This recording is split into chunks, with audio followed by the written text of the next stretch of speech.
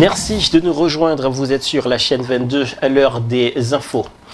Le président de la République du Kenya, William Ruto, est à Port-au-Prince ce samedi 21 septembre pour une courte visite au cours de laquelle il s'entretiendra avec des officiels haïtiens et des policiers kenyans présents en Haïti dans le cadre de la mission multinationale de sécurité.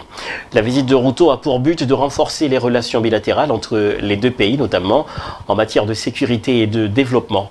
À noter que le président William Ruto est arrivé au pays dans un contexte où les États-Unis entreprennent des démarches auprès de l'ONU pour transformer la MMS en mission onusienne de maintien de paix.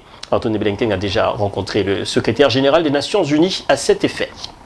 Nous restons toujours dans l'actualité. Était prévu, ce samedi, une rencontre entre les éminentes personnalités de la CARICOM pour discuter de l'éventuel remplacement du conseiller président Louis-Gérald Gilles au conseil électoral, au conseil présidentiel de transition.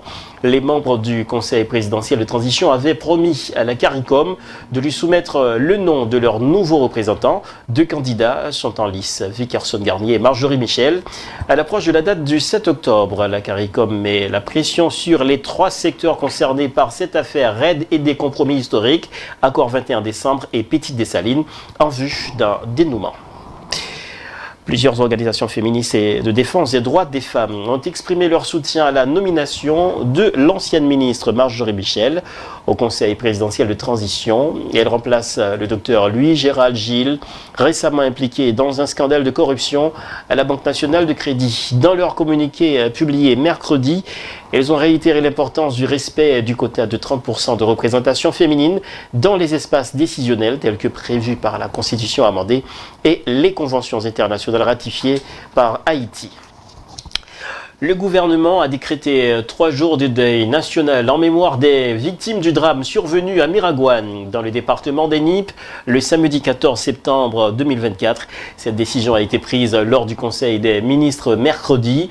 Le dernier bilan provisoire communiqué par la protection civile fait état de 31 morts et d'une vingtaine de blessés graves, souffrant principalement de brûlures et actuellement hospitalisés.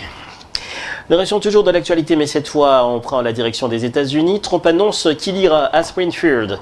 Il a fait cette déclaration mercredi soir lors de sa campagne électorale à New York. Le milliardaire républicain qui multiplie ses diatribes continue de s'en prendre aux migrants qui vivent dans l'Ohio en reprenant ces rumeurs selon lesquelles les Haïtiens mangent des chats, des chiens et des canards. Suivez ce récit signé notre rédaction. How about in Springfield, Ohio? Pendant plus d'une heure, Donald Trump s'est livré à un discours de campagne marqué par des propos discriminatoires contre l'immigration. Mercredi soir, sur la péninsule de Long Island, à l'est de la ville de New York, Donald Trump s'en est pris une nouvelle fois aux migrants qui vivent particulièrement à Springfield, une petite ville de l'Ohio. Et ils ont presque doublé leur population en quelques semaines. Vous vous rendez compte ? Il a encore multiplié ses diatribes à l'encontre de sa rivale Kamala Harris, qui l'accuse de faire entrer des migrants illégalement sur le territoire des États-Unis d'Amérique. Applaudi par ses supporters, le milliardaire américain annonce qu'il ira à Springfield dans les 2 prochaines semaines.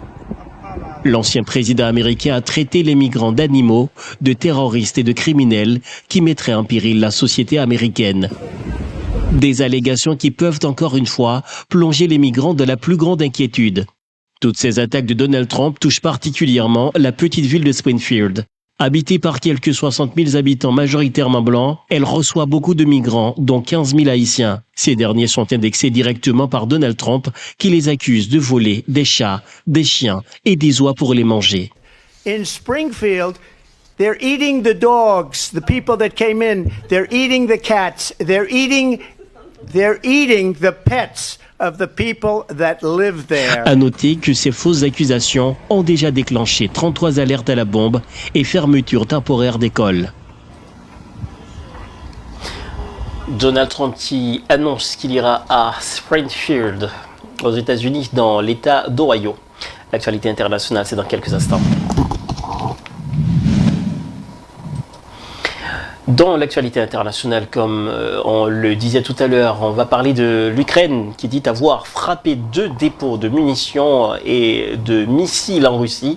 L'Ukraine a annoncé samedi avoir frappé 2 dépôts militaires de munitions et missiles dans le sud et l'ouest de la Russie, dont un site clé pour la logistique des forces russes, quelques jours après avoir revendiqué une attaque similaire. Direction Israël. Israël bombarde intensément le sud du Liban, fief du Hezbollah. L'armée israélienne a indiqué samedi avoir frappé des milliers de rampes de lancement de roquettes dans le sud du Liban, d'où le Hezbollah tire des roquettes contre Israël en soutien au Hamas palestinien.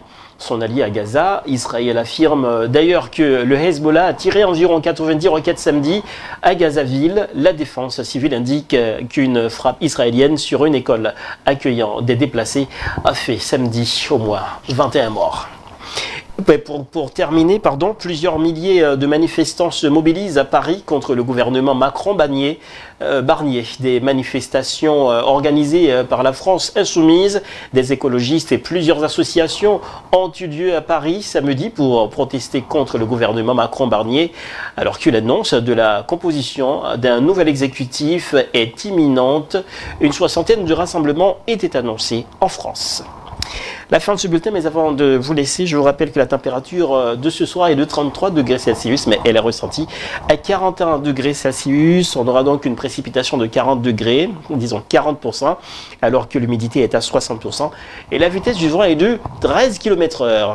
Merci d'avoir suivi cette session d'information. Le prochain rendez-vous, c'est dans 1 heure. Au revoir.